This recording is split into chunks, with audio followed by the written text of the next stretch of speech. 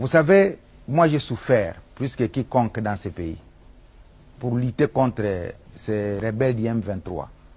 Et il y avait un président à la tête de ce pays qui s'appelait Joseph Kabila, avec qui nous avons travaillé dans ce dossier. À tout moment, j'étais envoyé ici, j'étais sur la ligne de front, j'ai mobilisé la population là-bas. On a amené des lots à nos compatriotes qui étaient sur la ligne de front à l'époque du général Baouma, à l'époque du colonel Mamadou. Tout le monde sait les efforts que nous avons faits pour accompagner les militaires afin d'obtenir la victoire que nous avons obtenue le 5 novembre 2013 lorsque nos forces armées ont investi la colline de Tchanzu. Et moi, je suis arrivé à moins de 24 heures après la libération de cette colline, quand ça sentait encore la mort, quand il y avait encore la fumée. Et j'ai retrouvé les chapeaux large bord, comme on l'appelle, de M. Makenga.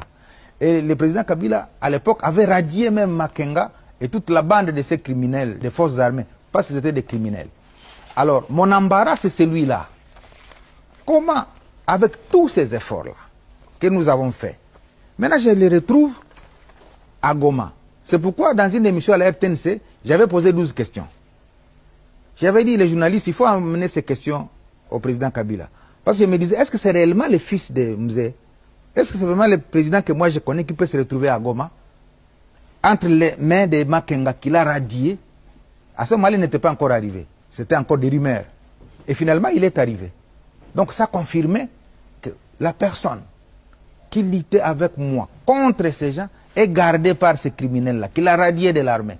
C'est là où je n'ai pas compris. J'ai dit, si c'est ça la politique, alors c'est grave.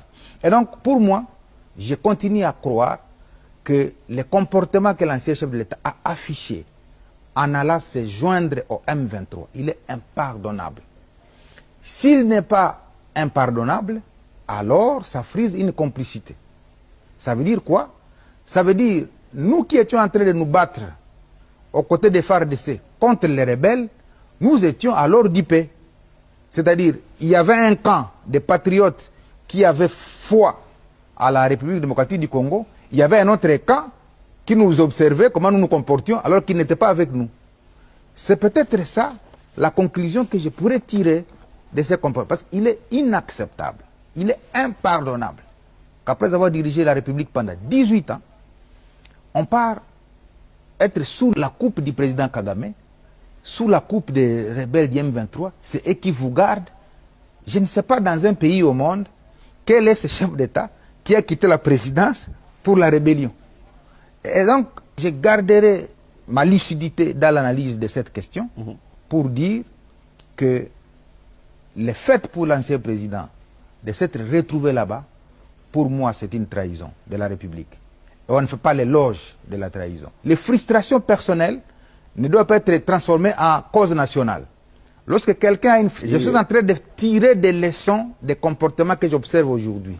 Si donc, pour le président Tshisekedi, il n'y a pas de fin de guerre, c'est parce qu'il n'y a pas de deal, il n'y a pas de complicité. C'est-à-dire, à l'époque, lorsque je considère que les comportements d'aujourd'hui sont significatifs, ça me saute aux yeux que tout ce que nous faisions à l'époque au Nord Kivu, nous étions seuls contre tous. Et donc, je crois même que nous avons échappé belle parce qu'il y en a qui sont morts.